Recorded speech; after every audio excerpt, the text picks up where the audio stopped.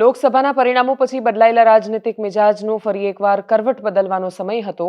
આ ભારત છે, આ ભારતીય રાજનીતિ છે, એ વારંવાર કરવટ બદલે છે અને એ કરવટ બદલ્યા પછી કોઈને પણ નિશ્ચિંત બનીને નથી રાખતી કે ભાઈ આ બધું અમારું જ છે ને અમે જીતી જ ગયા છીએ। ગુજરાતમાં વાવ વિધાનસભા પર આખા રાજ્યની નજર હતી અને આ વિધાનસભામાં એવી અસર થઈ કે તમે આખા દેશમાં જીતીને આવો, લોકપ્રિયતાની બુલંદીઓ પર પહોંચો, પણ પછી આવીને પાછા પોતાના ઘરમાં જ હારી જાઓ। ગેનીબેન ઠાકોર સાથે એ થયું। નમસ્કાર, આપની સાથે હું દેવાંશી। મહારાષ્ટ્રમાં ભારતીય જનતા પાર્ટીની અદ્વિતીય જીત, ઝારખંડમાં ભારતીય જનતા પાર્ટીની ફરી એકવાર પછડાટ અને ઝારખંડ મુક્તિ મોરચા અને કોંગ્રેસની જીત, ઉત્તર પ્રદેશની પેટા ચૂંટણીમાં ભારતીય જનતા પાર્ટીની જીત, કેરળના વાયનાડમાં 6 લાખ વોટથી પ્રિયંકા ગાંધીની અદ્વિતીય જીત અને એમનું લોકસભામાં પહોંચવું અને પહેલીવાર ઇલેક્ટોરલ પોલિટિક્સમાં એન્ટ્રી કરીને એમનું દેશની સંસદમાં પહોંચવું કે પછી પશ્ચિમ બંગાળમાં તૃણમૂલ કોંગ્રેસનું આજે પણ ટકી શકવું, આટલા વિવાદો અને જે કોલકાતાનો ઘટનાક્રમ સામે આવ્યો એના પછી પણ તૃણમૂલ કોંગ્રેસનું ટકી રહેવું, પંજાબમાં આમ આદમી પાર્ટીનું ટકી રહેવું, રાજસ્થાનમાં કોંગ્રેસનું વર્ષોથી ન હારી હોય એવી વિધાનસભા બેઠકો પણ પેટા ચૂંટણીમાં હારી જવું, મધ્યપ્રદેશમાં એક એવા વ્યક્તિ કે જે કોંગ્રેસમાં હતા ભાજપમાં ગયા, વનમંત્રી બન્યા અને પછી પેટા ચૂંટણી લડ્યા અને એમાં હારી ગયા, એટલે મંત્રી બન્યા પછી એ હારી જવું, એવા વિવિધતા સભર પરિણામોનો દિવસ રહ્યો છે। પણ આખા રાજ્યમાં વટની ચર્ચા રહી છે, વાવની, અને વાવમાં કોનો વટ રહ્યો? એક ગીત છે ગુજરાતીમાં, ખૂબ ગવાય છે, જેના શબ્દો છે, ગરવી રે ગુજરાતમાં ઠાકોર વટ છે તમારો, અને ઠાકોર મત એક સાથે રહ્યા।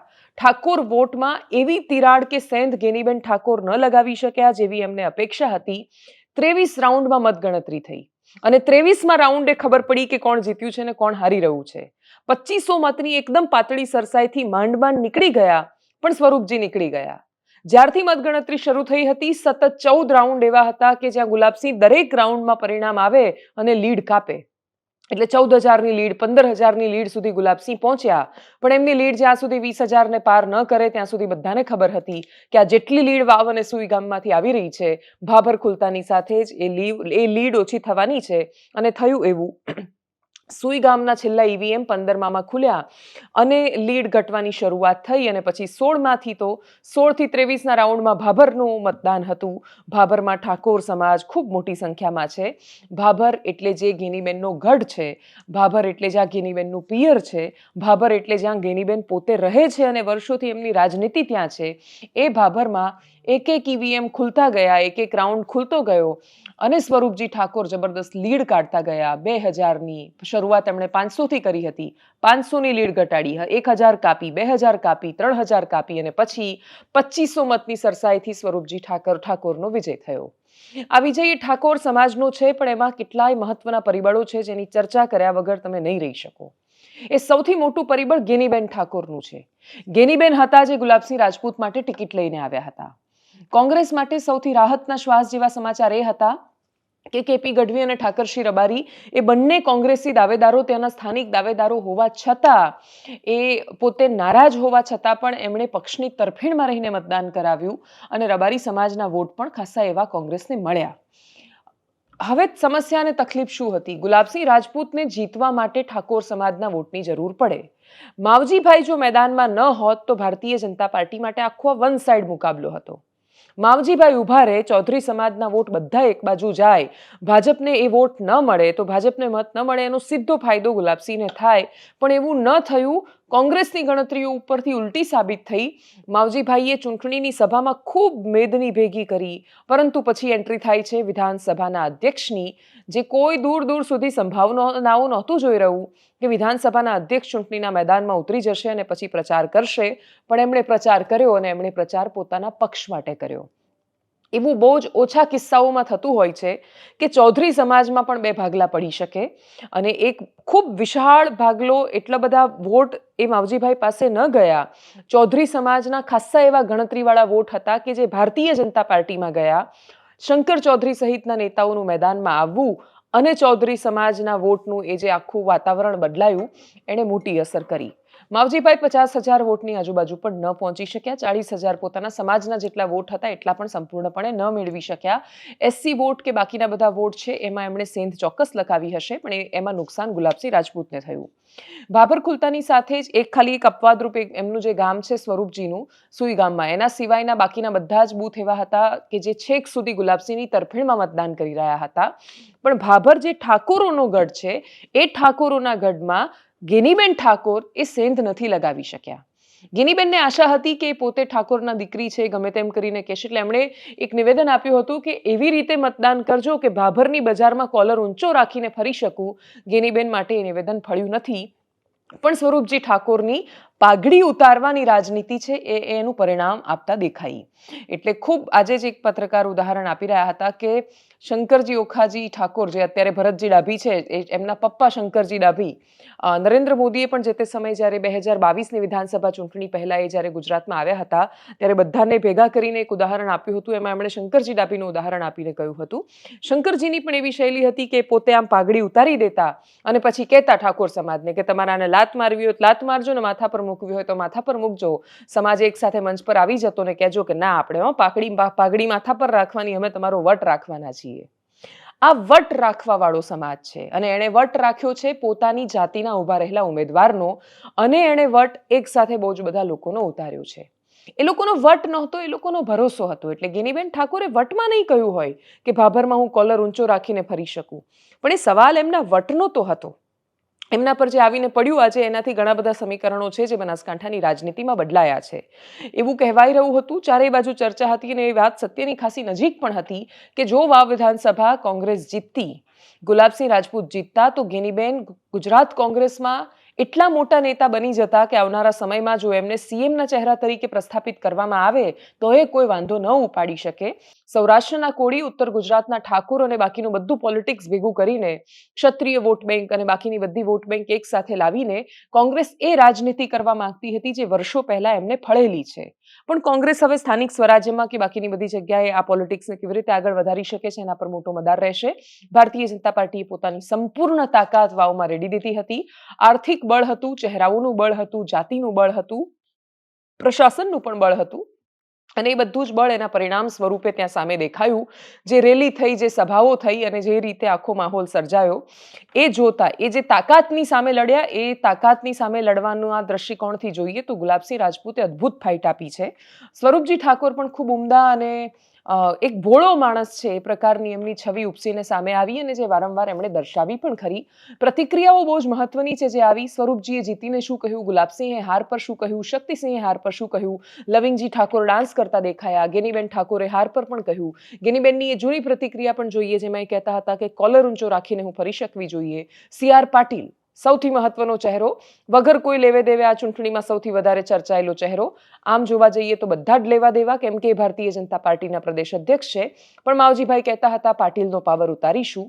વરઘોડો નીકળવાનો હતો, એની જગ્યાએ ફુલેકું નીકળ્યું છે માવજીભાઈનું, કેમ કે પાટીલનો પાવર તો ઉતર્યો નથી. એમણે કહ્યું હતું કે 162 જીતીશું જે તે સમયે. 162ના આંકડા પર ન ભૂતો ન ભવિષ્યથી ભારતીય જનતા પાર્ટી ભવિષ્યમાં ક્યારેય 162 કે એની આજુબાજુ નહીં લાવી શકે બેઠકો. એ નિર્વિવાદ સત્ય છે. કોઈ એવા પોલિટિકલ સમીકરણો કોઈ સંજોગોમાં ન થઈ શકે કે એટલે અપવાદોને હંમેશા બાદ કરતા, કેમ કે સંભાવનાઓનો ખેલ છે રાજનીતિ. પણ આ અપવાદરૂપ કિસ્સો છે, આવું ક્યારેય થયું નથી અને આવા થવાની સંભાવનાઓ પણ સાવ નહિવત છે કે 162 બેઠક કોઈ પોલિટિકલ પાર્ટીને આવી શકે.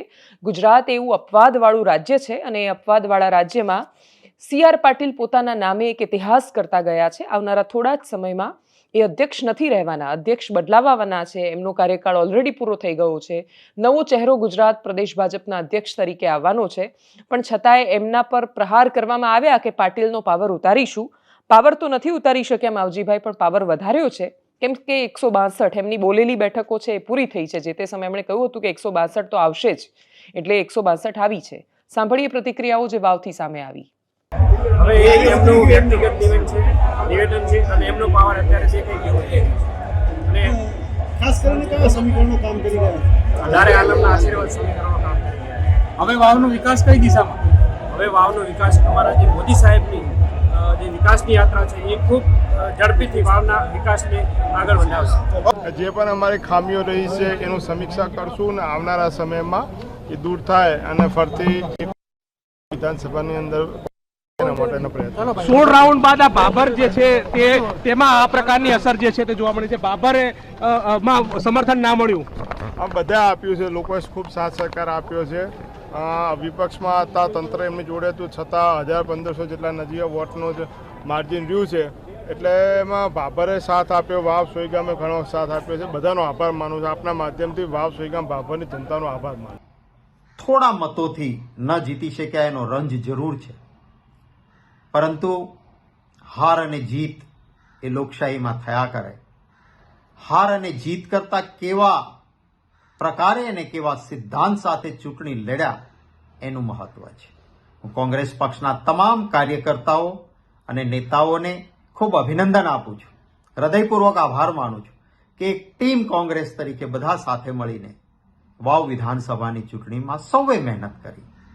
અમારી ગણતરી જે અપક્ષ કેન્ડિડેટ 30,000થી ઉપર મત લઈ જાય એવી અમારી જે ધારણા હતી એ ક્યાંક ને ક્યાંક છેલ્લે એ જાતિવાદી રાજકારણ, જાતિવાદી સમીકરણના આધારે ઠાકોર, ચૌધરી અને જે મેજર સમાજો છે એ ક્યાંક ને ક્યાંક વધારે અમારી વધારે મત એ ભારતીય જનતા પાર્ટીમાં ડિવાઈડ થયા. અને અંતે લોકશાહીની અંદર પ્રજા મતદારો સર્વોપરી હોતા હોય છે. એટલે ક્યાંક અમારી ક્યાંક કચાશ રહી ગઈ છે, અમારી ક્યાંક નાના મોટી ક્ષતિ રહી ગઈ છે, તો એને દૂર કરવા માટેના પ્રયત્નો કરીશું. પણ કોંગ્રેસના કાર્યકરોને વાવ વિધાનસભાના મતદારોનો હૃદયપૂર્વક આભાર માનીએ છીએ અને ખાતરી આપીએ છીએ કે હાર અને જીત એક લોકશાહીનો ભાગ છે. અમે હારીએ તોય લોકો વચ્ચે રહીશું, જીતીએ તો પણ લોકો વચ્ચે રહીશું. એ વાયદો અમે જે મતદારોને આપ્યો હતો એમાં અમે અત્યારે સંસદ તરીકે પણ હું ચાલું છું. તો ક્યાંય કોંગ્રેસના કાર્યકરને ક્યાંય ખોટ નહીં પડવા દઈએ એની પણ આ મીડિયાના માધ્યમથી આપ સૌને ખાતરી આપું છું. અને સૌનો મીડિયાનો, સૌનો કાર્યકરોનો બધાનો હૃદયપૂર્વક આભાર માનું છું. અમારા સરપંચભાઈ ઈશ્વરભાઈ પણ અમારી સાથે હતા. આ પાટીલનો પાવર ઉતારવાનો યુદ્ધ છે. એમના મનમાં છે કે અમારી પ્રજા ગુલામ છે, મેન્ડેટ એમની પાસે નથી. પાટીલ સાહેબ ઉભા રહો તો કે મારે મેન્ડેટ નથી, એનો પાર્લામેન્ટરી બોર્ડ અમારા કાગળિયા હાથમાં પકડો. ગુજરાતમાં કોંગ્રેસે ભારતીય જનતા પાર્ટીમાંથી એક વ્યક્તિને ત્રિપક્ષીય જંગ માટે ઊભો રાખ્યો, પરંતુ એમના કારનામા એમાં એ ફાવી શક્યા નહીં. માવજી પટેલ જેમણે ઊભો રાખ્યા તો એમણે પાવરની વાત કરતા હતા. ભારતીય જનતા પાર્ટીના કાર્યકર્તાઓના પાવરનો સ્વાદ એ માવજીભાઈને ધૂળ ચાટતા કરી દીધા. કોંગ્રેસના લોકસભામાં જીતેલા ઉમેદવાર લોકસભાના ઇલેક્શનમાં પણ સિટિંગ એમએલએ હોવા છતાં ત્યાંના મતદારોએ એમને નકાર્યા હતા, એમને માઇનસમાં રાખ્યા હતા. ત્યારે જ એમણે વાવના આ એમએલએ એમના કાર્યશૈલીથી નારાજ થઈને એમના વિરુદ્ધમાં મતદાન કર્યું હતું. આ વખતે પણ વાવના મતદારોએ મોદી સાહેબના નેતૃત્વમાં વિશ્વાસ કરીને વિકાસને મહત્ત્વ આપીને એમના વિસ્તારનો વિકાસ થાય એના માટે મોદી સાહેબના નેતૃત્વમાં અનેક યોજનાઓનો લાભ પણ એમના ઘર સુધી પહોંચે એના માટે, એમની આવનારી પેઢીનું ભવિષ્ય પણ બ્રાઇટ થાય એના માટે એમણે ભારતીય જનતા પાર્ટીના ઉમેદવારને મતદાન કરીને જે જીતાડ્યા છે એના માટે હું વાવના સૌ મતદાર ભાઈ બહેનોનો ખૂબ ખૂબ આભાર માનું છું. હવે વાત એ બે રાજ્યોની કરીએ જે રાજ્યો સૌથી વધારે ચર્ચામાં છે. મહારાષ્ટ્રની ભારતીય જનતા પાર્ટીની જીત અદ્વિતીય છે. 188માંથી 144 પાર જશે કે કેમ, હંગ એસેમ્બલી આવશે કે કેમ, એવી ચર્ચાઓની વચ્ચે ભારતીય જનતા પાર્ટી એકલા હાથે સૌથી વધારે વોટ શેર અને સૌથી વધારે બેઠકો સાથે આગળ વધી છે. ક્યાં ફાયદો થયો મહારાષ્ટ્રમાં? મહારાષ્ટ્રના મુખ્ય 6 હિસ્સાઓ છે, જેમાં આપણે ઉત્તર ગુજરાત, મધ્ય ગુજરાત, કચ્છ, સૌરાષ્ટ્ર એ રીતે જોઈએ એમ મહારાષ્ટ્રના મુખ્ય હિસ્સાઓ છે મુંબઈ, વિદર્ભ, કોંકણ, મરાઠવાડા, પશ્ચિમ મહારાષ્ટ્ર અને ઉત્તર મહારાષ્ટ્ર. આ 6 હિસ્સાઓમાં સૌથી વધારે ફાયદો ભારતીય જનતા પાર્ટીને એ વિદર્ભમાં થયો છે, જ્યાં એવું કહેવાતું હતું કે ભાઈ આરએસએસની નિષ્ક્રિયતાના કારણે વિદર્ભમાં લોકસભામાં ભાજપને નુકસાન થયું છે. યુપી અને મહારાષ્ટ્ર 2 રાજ્યો એવા હતા કે જેમણે બિલકુલ ન સાચવી ભારતીય જનતા પાર્ટીને. સાઉથમાં તો ભાજપ એમ પણ એટલી બધી નથી આવતી, અને જે ગુજરાત કે પછી મધ્યપ્રદેશ જેવા રાજ્યો ન હોત તો ભારતીય જનતા પાર્ટી આ વખતે 2024માં દેશમાં સરકારમાં ન હોત. કેમ કે સરકારમાં ન આવે એના માટે સૌથી વધારે કોઈ વિપરીત પરિણામો આપ્યા હોય તો એ મહારાષ્ટ્ર અને ઉત્તર પ્રદેશે આપ્યા હતા. અને મહારાષ્ટ્રમાંથી વિદર્ભમાં પણ એવા પરિણામો ભાજપને નહોતા મળ્યા. પણ આ વખતે વિદર્ભ એટલે એ પટ્ટો કે જ્યાં આરએસએસ સૌથી વધારે સક્રિય છે અને સૌથી મહત્વનું છે. નાગપુર સહિતના વિસ્તારો ત્યાં આવે છે. નીતિન ગડકરી, દેવેન્દ્ર ફડણવીસ જેવા ચહેરાઓ, મહારાષ્ટ્રની રાજનીતિના ખૂબ મોટા અને મહત્વના ચહેરાઓ ત્યાંથી આવે છે. મરાઠા પોલિટિક્સ અને મરાઠા સિવાયના ઓબીસીઝને જે રીતે ટાર્ગેટ કર્યા ભારતીય જનતા પાર્ટીએ, એ પોલિટિક્સ ખાસું સફળ થતું દેખાઈ રહ્યું છે. અસલી ખેલ આ જીત પછી શરૂ થાય છે. પણ એ અસલી ખેલ કરતા એ બહુ સ્પષ્ટ છે કે દેવેન્દ્ર ફડણવીસ જ સંભવતઃ મહારાષ્ટ્રના મુખ્યમંત્રી બનશે, કેમ કે એકનાથ શિંદે હેઠળ માત્ર પાર્ટી હાઈકમાન્ડે કહ્યું, ફોન કર્યો અને એટલે રહેવાનું છે. એક સમયે ખૂબ લોકપ્રિય મુખ્યમંત્રી તરીકે સાબિત થયેલા દેવેન્દ્ર ફડણવીસને જ્યારે એકનાથ શિંદે કે જે એમની સામેની પાર્ટીના, જે પોતે ઉદ્ધવ ઠાકરે નહોતા કે ચલો એમના ડેપ્યુટી થવાની વાત આવે, એ એકનાથ શિંદેના ડેપ્યુટી સીએમ બનવું પડે. કંઈ ન બને તો વસ્તુ અલગ છે, પણ પાર્ટીમાં લેવાના, સીએમ બનાવવાના અને પાછા પોતે ડેપ્યુટી પણ રહેવાનું, એ એમના માટે સૌથી વધારે કપરું હતું. પણ ભારતીય જનતા પાર્ટીમાં જેમ દરેક કપરા ચઢાણના કોઈને કોઈ પરિણામો હોય છે, એમ કદાચ ભારતીય જનતા પાર્ટીની એકલા હાથે આટલી મોટી મળેલી જીત પછી હવે શિવસેના કે એનસીપી એ બંનેમાંથી એકનું સમર્થન મળે તોય આરામથી સરકાર બનાવી શકે ભાજપ મહારાષ્ટ્રમાં એટલી બેઠકો પર હોવા છતાં. હવે એ સંભાવનાઓ તો એ જ છે કે ત્રણેય ભેગા મળીને કદાચ દેવેન્દ્ર ફડણવીસને સીએમ બનાવી શકે છે. એમના મમ્મીએ જ્યારે પ્રતિક્રિયા આપી ફડણવીસના, ત્યારે એમણે પણ એ જ કહ્યું હતું. દેવેન્દ્ર ફડણવીસ પણ બોલી રહ્યા હતા ત્યારે એ પોતે એ જ આત્મવિશ્વાસ સાથે બોલતા દેખાયા હતા. મહાયુતિની પ્રચંડ જીત થઈ છે. ત્યાં ભારતીય જનતા પાર્ટીને સૌથી વધારે ફળેલા કયા ફેક્ટર છે? તો પહેલા નંબર પર માજી લાડલી બહેના યોજના છે, જે મહારાષ્ટ્રમાં લાડલી બહેના જે શિવરાજ સરકાર લઈને આવી, એ જ પ્રકારની માજી લાડલી બહેના યોજના જે મહારાષ્ટ્રમાં લાગુ કરવામાં આવી. અને એમાં એકનાથ શિંદેએ કહ્યું કે જીતીને આવશે તો 1500માંથી 2100 રૂપિયા મહિનાની સહાય કરશે. વિદર્ભમાં જ્યાં આટલો મોટો ખેડૂતનો પટ્ટો છે, મહારાષ્ટ્રમાં થતી ખેડૂતોની આત્મહત્યામાં 50% ઉપર વિદર્ભની સમસ્યા છે. વિદર્ભના ખેડૂતો જે સૌથી વધારે શોષણનો શિકાર છે, ચારે બાજુથી દુષ્કાળનો એમને સામનો કરવો પડે છે, એ વિસ્તારમાં ભારતીય જનતા પાર્ટી અદ્ભુત પરિણામ લાવી શકે છે. કેમ કે કિસાન સન્માન નિધિ જેવી યોજનાઓ છે, 2,000 રૂપિયા એમના ખાતામાં પડી રહ્યા છે. અને બધાની વચ્ચે રાજ્ય સરકારની એવી યોજનાઓ છે કે જે રાજ્ય સરકાર એમને બહુ સારું ફંડ આપી રહી છે. તો માજી લાડલી બહેના ચાલી. પ્રધાનમંત્રીએ પણ જ્યારે મહારાષ્ટ્રની જનતાનો આભાર માન્યો ત્યારે એમાં પણ એમણે એનો ઉલ્લેખ કર્યો હતો કે ખાસ તો મહારાષ્ટ્રના યુવાનો અને મહારાષ્ટ્રની બહેનોના કારણે આ ચૂંટણીની જીત શક્ય બની છે. અને એ બહેનોની અંદર ઓછી ઇન્કમવાળી એવી સ્ત્રીઓ કે જેમના માટે મહિને 2100 રૂપિયા બહુ મેટર કરે છે. મહિને 2100 રૂપિયા એ ખૂબ મોટી રકમ છે. એ રકમમાંથી એવી સ્ત્રીઓ જેના ઘરમાં કશું જ નથી, એ પોતાના બાળકને દૂધ પીવડાવી શકે છે, એ પોતાના બાળકને ફળ લાવીને ખવડાવી શકે છે. બાકી જેની આવક 2.5 લાખ રૂપિયા વર્ષની ન હોય એવી સ્ત્રીઓ કયા દિવસે પોતાના બાળકને કોઈ દિવસ સફરજન લાવીને ખવડાવતી હશે? આટલા સંતરા થાય છે એ વિદર્ભમાં, પણ એ પોતાના બાળકને સંતરા નહીં ખવડાવી શકતા હોય. એ બાળકની અંદર રહેલી બાકીની જે કમીઓ છે અથવા એને ગમતી ચીજ વસ્તુઓ છે નહીં અપાવી શકતી હોય, સરકારી 2100 રૂપિયા એ કદાચ એ હવે કરી શકશે. એ જે આખી યોજના હતી એ એમના માટે બહુ મોટી ગેમ ચેન્જર બનીને આવી.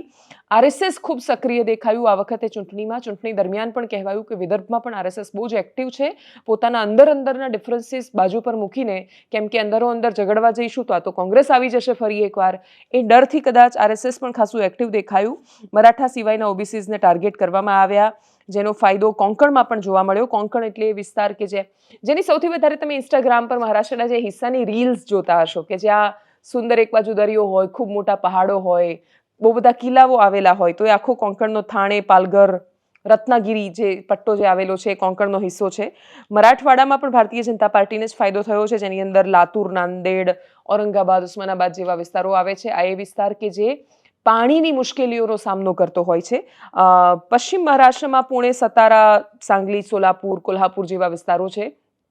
આ એ વિસ્તાર છે કે જે એનસીપીનો દબદબો છે, કેમ કે ત્યાં શુગર ફેક્ટરીઝ છે, ક્રેડિટ સોસાયટી છે, સહકારનું રાજકારણ મોટું રાજકારણ છે. અને શરદ પવાર સહકારના રાજકારણના બહુ મોટા ખેલાડી મનાય છે. શરદ પવારની જે જગ્યા છે ત્યાંથી એનસીપી અજીત પવાર જીતી છે.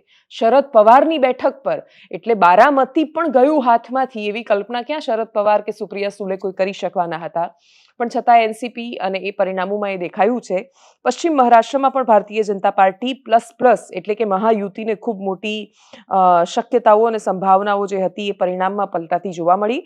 ઉત્તર મહારાષ્ટ્ર એટલે આપણી બોર્ડર પર આવેલો વિસ્તાર, જેની અંદર નાસિક છે, ધુલે છે, જલગાંવ છે, આ બધા વિસ્તારો જ્યાં એસટી ડોમિનન્ટ છે, આદિવાસી મત છે, ખૂબ મોટી અસર કરતા હોય છે. અને ઉત્તર મહારાષ્ટ્રમાં પણ આ બધી યોજનાઓ છે જેણે ખૂબ મોટી અસર કરી છે. એસસી કમ્યુનિટીના વોટ છે એને બહુ જબરદસ્ત રીતે ભારતીય જનતા પાર્ટી ડિવાઈડ કરી શકી આ વખતે, કેમ કે મહારાષ્ટ્રમાં એસસી વોટર પણ બહુ પ્રભાવી હોય છે, મહત્વના હોય છે. પણ એક કરતાં વધારે ઉમેદવાર ઊભા રહે તો પછી એક બાજુ એ વોટ નથી જઈ શકતા, અને એટલે જ ભાજપે જે કહ્યું હતું કે બટેંગે તો કટેંગે, એનું એકદમ રિવર્સ ઉદાહરણ ત્યાં જોવા મળ્યું. અને ઘણી બધી વિધાનસભાઓ અને લોકસભાઓ એવી હતી જેની અસર જોવા મળી. ઉદાહરણ તરીકે એક કુંદરકી વિધાનસભા છે ઉત્તર પ્રદેશમાં, એની જ્યારે ચૂંટણી થઈ રહી હતી ત્યારે એની અંદર ટોટલ એના 3,83,000 જેટલા વોટ છે. એ 3,83,000માંથી 2,23,000 એટલે કે એ સીટ પરના 62% વસ્તી મુસલમાન છે. એટલે બહુ જ સ્વાભાવિક છે કે તમને કોઈ પૂછે કે કુંદરકીમાં કોણ જીતે, તો આપણે બહુ સરળતાથી કહીએ કે ત્યાં તો મુસલમાન જ જીતે. પણ ત્યાં જે સ્ટ્રેટેજી આવી કે ત્યાં ભારતીય જનતા પાર્ટીએ રામવીર સિંઘ નામે હિન્દુ રાજપૂત ઉમેદવારને ઊભા રાખ્યા, અને પછી તો AIMIM હતા, અપક્ષો હતા, સમાજવાદી પાર્ટી હતા, અને 11 મુસલમાન ઊભા રહ્યા, અને લગભગ 1 લાખ જેટલી સરસાઈથી 62% મુસ્લિમ ડોમિનન્ટ ક્ષેત્રમાં એક હિન્દુ ઉમેદવાર જે ભારતીય જનતા પાર્ટીએ મૂક્યો હતો એ ચૂંટાઈને સામે આવ્યો. બટેંગે તો કટેંગે પ્રકારનો જે એક્ઝેક્ટ મતલબ છે કે શું થઈ શકે એ પોલિટિક્સની અસર, તો એ ત્યાં જોવા મળી. બાયપોલમાં ભારતીય જનતા પાર્ટીએ એ વાતને બહુ જ પારખીને, બહુ જ ઓળખીને એને રોકી રાખી. મહારાષ્ટ્રમાં મતનું એ વિભાજન થતાં એમણે અટકાવ્યું. કોંગ્રેસ તો સાવ પતી ગઈ ત્યાં. ઉદ્ધવ ઠાકરે અને શરદ પવારની સાથે જઈને ખબર નહીં કોંગ્રેસ શું એચીવ કરવા માંગતી હશે, કદાચ જીત મેળવવા માંગતી હશે, એ સાવ પૂરી થયેલી જોવા મળી. રાહતના શ્વાસ અને સૌથી મહત્વની વાત જે સામે આવી એ ઝારખંડથી સામે આવી છે. ઝારખંડમાં ભારતીય જનતા પાર્ટીએ ટોટલ હિન્દુ મુસલમાન પોલિટિક્સ કર્યું હતું. એવું પોલિટિક્સ કે જે આજ દિન સુધી ભારતીય જનતા પાર્ટીએ ક્યારેય આટલું ખુલીને ઇલેક્શન્સમાં આવા વિડીયો બનાવીને ન કર્યું હોય એવું પોલિટિક્સ ઝારખંડમાં કર્યું. બાંગ્લાદેશી ઘૂસણખોરો આવશે, બાકીના મુસલમાન આવશે, તમારી બહેનો સાથે લગ્ન કરી લેશે, એમને ભગાડી લઈ જશે, તમારા ઘરમાં તમને નહીં રહેવા દે. એક જાહેરાત હતી કે એક ઘરમાં શાંતિથી પરિવાર નાસ્તો કરી રહ્યો છે અને બહુ જ બધા મુસલમાન આવે છે અને ઘર પર કબજો લઈ લે છે. આ પ્રકારના વિડીયોઝ પછી extreme politics Bharatiya Janata party એકદમ ખુલીને આ પોલિટિક્સ ઝારખંડમાં એમણે કર્યું હતું. પણ ઝારખંડમાં પરિણામો બહુ જ વિપરીત દેખાયા. 56 બેઠક પર ઝારખંડ મુક્તિ મોરચા પ્લસ કોંગ્રેસની જીત અને ભારતીય જનતા પાર્ટીને બહુ જ મોટી પછડાટ. ભારતીય જનતા પાર્ટીમાં જેને સીએમનો ચહેરો માનવામાં આવતા હતા એ પણ પોતે ચૂંટણી હાર્યા. કલ્પના સોરેન આખી ચૂંટણીમાં ભારતીય જનતા પાર્ટીના આઈટી સેલનો સૌથી વધારે મોટો શિકાર કોઈ બન્યું હોય તો એ કલ્પના સોરેન હતા કે ખૂબ મોંઘું પર્સ વાપરે છે, આમ આદિવાસી આ વાનગીઓની વાતો કરે છે, પણ પછી બહુ જલસા કરે છે. એ પ્રકારની ઘણી બધી રીલ્સ અને મીમ બનાવવામાં આવ્યા. પણ કલ્પના સોરેને જીત્યા છે. ઝારખંડ મુક્તિ મોરચાના નેતાઓએ પણ એ વાતને, ઇવન હેમંત સોરેને પણ પોતાના પરિવારનો ફોટો મૂક્યો હતો. ચંપઈ સોરેન પણ જોકે જીત્યા છે. અને આ પરિણામોની વચ્ચે ઝારખંડથી સૌથી મહત્વની વાત અથવા જે રાજનીતિ સામે આવી છે, આજે પણ એસસી અને એસટી વોટર ભારતીય જનતા પાર્ટીની સાથે સરળતાથી નથી જતા. ભાજપે એ વોટ ડિવાઇડિંગનું પોલિટિક્સ વાપરવું પડે છે કે ભાઈ બહુ બધા એસસી કેન્ડિડેટ, બહુ બધા દલિત ઉમેદવારો ઊભા રાખી દો, દલિતોના વોટ વહેંચાઈ જશે ને અમે જીતી જઈશું. બાકી સરળતાથી જો એ મુકાબલો થાય છે તો ભારતીય જનતા પાર્ટી નથી જીતી શકતી. આદિવાસી મત બેંક એટલી સરળતાથી, એટલે ગુજરાત જેવા અપવાદોને બાદ કરીએ તો આદિવાસી મતદારો અને એસસી મતદારો શું કામ ભારતીય જનતા પાર્ટીની સાથે નથી જતા એનો વિચાર કે આત્મમંથન કરવાની પણ જરૂર છે. સૌથી મોટો સવાલ ભારતીય જનતા પાર્ટીના ફાળે એ રહેશે કે ઈડી સીબીઆઈના દમથી તમે કોઈ રાજ્યના મુખ્યમંત્રીને જેલમાં મોકલાવી દો, એ સીએમ પદ એમણે છોડવું પડે અને પછી આવીને ચૂંટણી લડે તો એનાથી ભાજપને કોઈ વિશેષ ફાયદો નથી થતો. આવું પોલિટિક્સ જ્યારે પણ થાય ત્યારે એક સિમ્પથી ઊભા કરી શકે છે નેતાઓ, અને એ ત્યાં જોવા મળ્યું છે. બાકીની જગ્યાએ જ્યાં બાયપોલ હતા ત્યાં પશ્ચિમ બંગાળમાં તૃણમૂલ કોંગ્રેસનો દબદબો યથાવત જોવા મળ્યો. પંજાબમાં 4માંથી 3 બેઠક આમ આદમી પાર્ટી જીતી છે, એટલે જ્યાં આમ આદમી પાર્ટીએ પોતાનો એક ગઢ બનાવ્યો છે ત્યાં એ લોકોએ જાળવીને રાખ્યો છે. તો આ પ્રકારના પરિણામ આખા દેશમાંથી ઓલ ઓવર સામે આવ્યા છે. દેશની બદલાયેલી રાજનીતિમાં સૌથી મહત્વનું સંબોધન હતું પ્રધાનમંત્રી નરેન્દ્ર મોદીનું, જે સાંજે 7 વાગે સામે આવ્યું ભારતીય જનતા પાર્ટીના હેડક્વાર્ટર પરથી. 2024ના લોકસભાના પરિણામો પછી બીજી વારનું એમનું આ ભાષણ. મહારાષ્ટ્રની જીત એટલા માટે મેટર કરે છે કેમ કે મુંબઈ આર્થિક રાજધાની છે, બીજી એક જીત જે કોંગ્રેસ માટે બહુ જ મોટા રાહતના શ્વાસ સમાન અને ખુશીઓનું એક કારણ બનીને સામે આવી એ પ્રિયંકા ગાંધીની વાયનાડથી જીત છે. એટલે પ્રિયંકા ગાંધી પહોંચ્યા છે પહેલીવાર દેશની લોકસભામાં વાયા વાયનાડ અને વાયનાડે 6 લાખ કરતાં વધારે વોટથી એમને જીતાડ્યા છે. જે ગાંધી પરિવારનું પોલિટિક્સ ખતમ કરવાની ભારતીય જનતા પાર્ટીએ સૌથી વધારે કોશિશ કરી એ ગાંધી પરિવારના 3 સદસ્યો એટલે કે સોનિયા ગાંધી, રાહુલ ગાંધી અને પ્રિયંકા ગાંધી ત્રણેય એક સાથે લોકસભામાં છે. એટલે એક આખું પોલિટિક્સ કોઈને પણ ખતમ કરવાની જ્યારે કોશિશ થાય ત્યારે કદાચ બમણા જોરથી આગળ આવતું હોય છે. એનું આ ઉદાહરણ છે. વાયનાડ એકદમ સેફ બેઠક હતી. પ્રિયંકા ગાંધી આમ વિશેષ કોઈ પ્રયત્નો કરવાના નહોતા અને છતાંય પ્રયત્નો તો કર્યા હતા. બધા જ લોકો પ્રચારમાં પણ ગયેલા હતા. કોંગ્રેસની એક બહુ જ મોટી ફોર્સ છે ત્યાં મેદાનમાં ઉતરેલી હતી. એટલે 6 લાખ કરતાં વધારે વોટથી જીતવું એમનું સ્વાભાવિક હતું. શું કહ્યું વિપક્ષના નેતાઓએ, શું તસવીરો સામે આવી છે દેશમાંથી, નજર કરીએ એના પર. For giving me the honor to represent them, for giving me so much love in my whole campaign while I was there, and then for voting for me in the manner that they have. It's a testament to the fact that my brother worked hard there, and their love for him and their trust in me. So I feel it's a great honor and I will respect it fully. And Jharkhand में जीत तो अपने आप में खुशी देती है, लेकिन झारखंड में इस तरह की राजनीति हारी, इस बात की खुशी और ज्यादा बढ़ जाती है, जिस राजनीति का अभी मैं आपको जिक्र कर रहा था. लोकसभा इलेक्शन जो कि मोदी जी के नाम पर लड़ा जाने वाला इलेक्शन था, उस महाराष्ट्र ने बीजेपी को हराया था. वो इलेक्शन मतलब मोदी जी को प्रधानमंत्री नहीं बनने देना चाहता था वो राज्य. वही राज्य उसी बीजेपी को 4 महीने 5 महीने के भीतर 148 सीटों में से 132 सीटें दे देता है. ये स्ट्राइक रेट आपको कुछ समझ में आ रहा है? कैसी स्ट्राइक रेट है? या तो ये मान लिया जाए कि महाराष्ट्र मोदी जी के खिलाफ है, माइनस मोदी जी बीजेपी के साथ है. क्या ये मानेंगे? हरियाणा में भी यही पैटर्न था. जिस हरियाणा ने लोकसभा में मोदी जी को हराया, वो हरियाणा बीजेपी में विधानसभा में जिता देता है बीजेपी को. तो क्या मोदी जी के खिलाफ एक माहौल था इन राज्यों में, या बनता जा रहा है हर राज्य में? उसके सरकार के खिलाफ है. और एक माहौल जो था महाराष्ट्र में 4 महीने पहले 5 महीने पहले, वो आज भी वही माहौल है. ये हम मानकर चल रहे थे और सभी लोगों का ये मानना था. पर जो नतीजे आए हैं ये बिल्कुल इसके विपरीत हैं. पर इसका माने ये नहीं है कि हम हमारे एजेंडे से पीछे हटेंगे.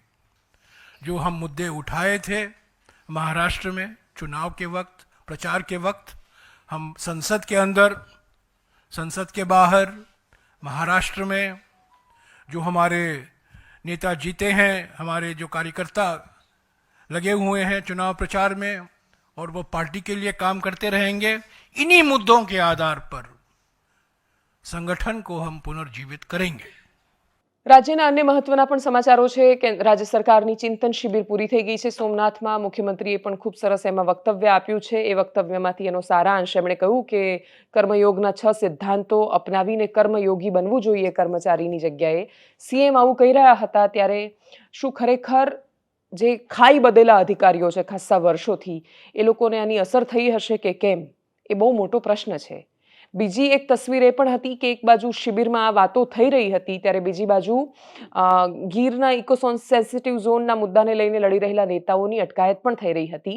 શિબિરના અંતે જો એક વાત ચિંતન શિબિર પછી સરકારના અધિકારીઓ સમજી જાય અને સમજે કે ભારતીય જનતા પાર્ટીનું કામ પોલિટિક્સ કરવાનું છે, એ સરકારના અધિકારીઓ છે, એ ભાજપના કોઈ કાર્યકર્તા નથી. અને ધારાસભ્યો જે છે ભારતીય જનતા પાર્ટીના, એ એટલું સમજી જાય કે એ જનનેતા છે, એ ચૂંટાયેલા પ્રતિનિધિ છે, એ ભારતીય જનતા પાર્ટીના કાર્યકર્તા છે.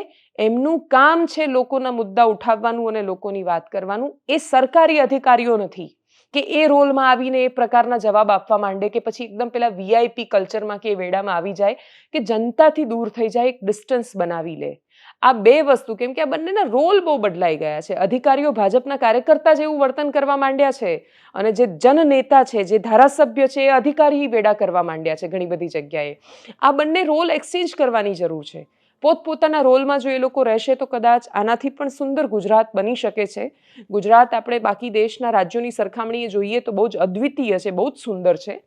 પણ CR પાટીલ 162 વિધાનસભા હોવાનું શ્રેય અને ગૌરવ બંને લઈ શકે, પણ ગુજરાતના નાગરિક માટે બહુ હરખાવા જેવી વાત નથી. એટલે ગુજરાતની બહેનો એવું નથી કહેતી કે એને 2100 રૂપિયા મળે કે 1500 રૂપિયા મળે કે એને જે ગેસનો બોટલ છે 400 રૂપિયામાં મળી જાય, પણ એને રસ્તા પર પોલીસ ઢસડે નહીં, એને રસ્તા પર મારે નહીં જ્યારે પોતાના હકની નોકરી લેવા જાય છે કે પોતાની વાત કરવા માટે જાય છે. એટલું ખરાબ વર્તન એની સાથે ન કરવામાં આવે સરકારી કચેરીમાં કે જાણે એ લોકો આ રાજ્યના અધિકારીઓએ બનાવેલા ગુલામ હોય અને એમનું કામ ખાલી ચપ્પલ ઢસડીને સચિવાલય જ જવાનું હોય. એટલે 162 વિધાનસભા એ ભારતીય જનતા પાર્ટી માટે ઉજવણીનો વિષય હોઈ શકે, બાકી લોકતંત્રનો પાયો જે છે કે અતિ સર્વત્ર વર્જયતે, કોઈ એટલું પણ અતિ એના સુધી સત્તા ન પહોંચવી જોઈએ કે એ વિનમ્રતા ભૂલી જાય, એ ગ્રેટિટ્યુડ ભૂલી જાય કે આ જનતાના કારણે આપણે છીએ. એટલે રાજ્યની અનેક સમસ્યાઓ પણ છે અને આ સરસ મજાનો આઈ થિંક સ્પાઈડરમેનનો પેલો ડાયલોગ છે કે with great power comes great responsibilities. ખૂબ મહાન તાકાત અને શક્તિની સાથે મહાન જવાબદારીઓ પણ આવતી હોય છે. એ જવાબદારીઓનું વહન કરતા થાય નેતા અને સરકાર એવી અપેક્ષા રહેશે. 2 તસવીરો રાજ્યની ચિંતન શિબિરની, મુખ્યમંત્રીનું એવું વક્તવ્ય કે જેની અંદર રાજ્યના કર્મચારીઓ કદાચ એ વાતને સમજીને કર્મયોગી બની જાય તો આ રાજ્યને હજુ ક્યાંથી ક્યાં આપણે પહોંચાડી શકીએ, રાજ્યમાં નાગરિક તત્વ પેદા કરી શકીએ અને કેટલું અદ્ભુત બની શકે કે આખી દુનિયા એ ઉદાહરણ જોવા માટે આવે કે નાગરિક તત્વની અસલી મીઠાશ અથવા સુંદરતા જોવી છે તો જાઓ ભારતના ગુજરાતમાં જાઓ. એટલે બિઝનેસીસ સિવાય પણ ગુજરાત બાકીની બધી વાતોમાં કેટલું જાણીતું થઈ શકે, અંત્યોદય સાચા અર્થમાં થઈ શકે. ખરેખર અમારે એવું ન કહેવું પડે કે 2 મહિના પછી અમે ધારાસભ્યને ખેંચીને લઈ જશું રાધાનેસડા ગામમાં કે જાઓ અને રાધાનેસડામાં જઈને ઇલેક્ટ્રિસિટી અપાવો. એટલે આ છે એ અધિકારીના દાયિત્વ અને જવાબદારીઓમાં આવે છે. આ રાજનેતાઓ તો દર 5 વર્ષે ચૂંટણી લડે છે ને જનતા પોતાની ઈચ્છા પ્રમાણે એમને ઘર ભેગા કરે છે. એ અધિકારીઓ તો ત્યાં પોસ્ટ પર જાય છે, એમનું કામ છે એ કરવાનું. એમણે વોટ માટે આ નથી કરવાનું, એમણે સરકારને વોટ મળે એના માટે કામ નથી કરવાના, એમણે ભાજપ કે કોંગ્રેસ માટે કામ નથી કરવાનું. એમણે તો પરીક્ષા પાસ કરીને પછી જ્યારે સિસ્ટમમાં આવ્યા છે ત્યારે ટ્રેનિંગ લીધી છે સામાન્ય માણસોના ઉત્થાનની, એ ન ભૂલી જાય. એ સૌથી મહત્વની વાત છે. કર્મચારીઓ કર્મયોગી બનશે એવી પણ અપેક્ષા છે.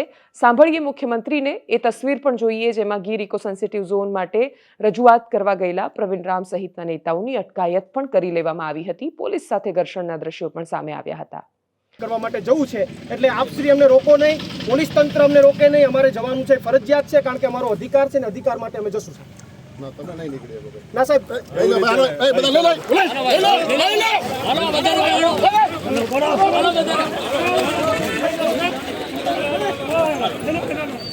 બોલો ભારત માતા કી વંદે ભારત માતા કી વંદે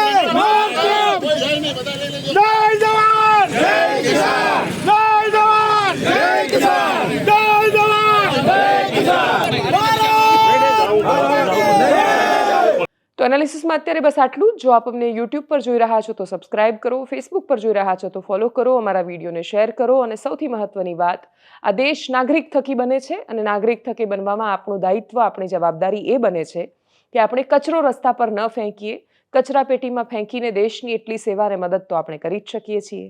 નમસ્કાર.